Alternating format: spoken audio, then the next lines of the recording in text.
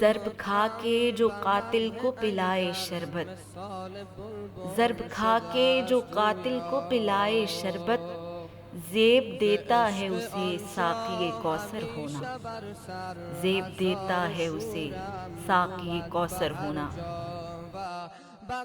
محمد حنفیہ بن امام علی علیہ السلام نے بیان کیا کہ ضربت امیر المومنین کے بعد جب ابن ملجم کو اسیر کر لیا گیا تو امیر المومنین امام علی علیہ السلام نے اسے دیکھ کر فرمایا،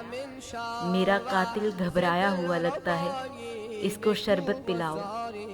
جب تک یہ تمہارے پاس اسیر ہے اس کے ساتھ حسن سلوک سے پیش آؤ، اس کو اعلیٰ کھانا اور بہترین بستر دو۔